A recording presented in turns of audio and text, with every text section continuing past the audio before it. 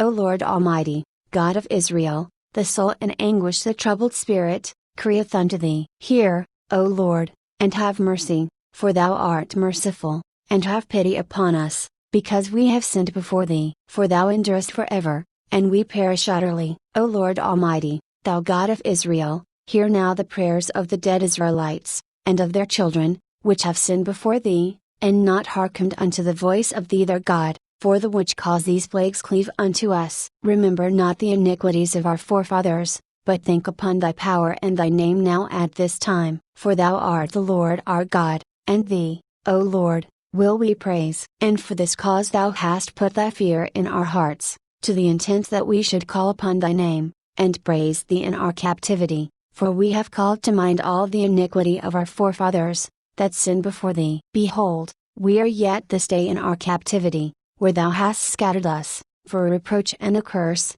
and to be subject to payments, according to all the iniquities of our fathers, which departed from the Lord our God. Hear, Israel, the commandments of life, give ear to understand wisdom. How happeneth it, Israel, that thou art in thine enemy's land, that thou art waxen old in a strange country, that thou art defiled with the dead, that thou art counted with them that go down into the grave? Thou hast forsaken the fountain of wisdom. For if thou hadst walked in the way of God, thou shouldest have dwelled in peace forever. Learn where is wisdom, where is strength, where is understanding, that thou mayest know also where is length of days, and life, where is the light of the eyes, and peace. Who hath found out her place?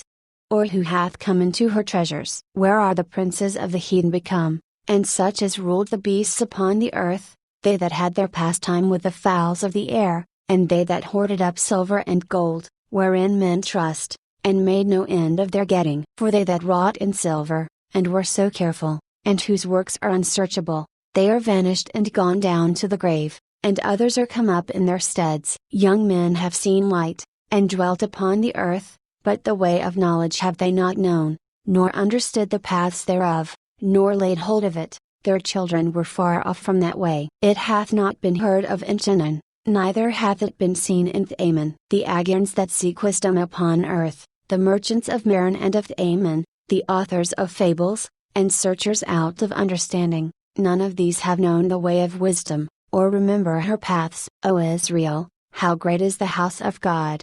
And how large is the place of his possession! Great, and hath none end, high, and unmeasurable. There were the giants famous from the beginning, that were of so great stature, and so expert in war. Those did not the Lord choose, neither gave he the way of knowledge unto them, but they were destroyed, because they had no wisdom, and perished through their own foolishness. Who hath gone up into heaven, and taken her, and brought her down from the clouds? Who hath gone over the sea, and found her, and will bring her for pure gold? No man knoweth her way, nor thinketh of her path. But he that knoweth all things knoweth her, and hath found her out with his understanding. He that prepared the earth forevermore hath filled it with four-footed beasts. He that sendeth forth light, and it goeth, calleth it again, and it obeyeth him with fear. The stars shined in their watches, and rejoiced. When he calleth them, they say, Here we be. And so with cheerfulness they showed light unto him that made them. This is our God,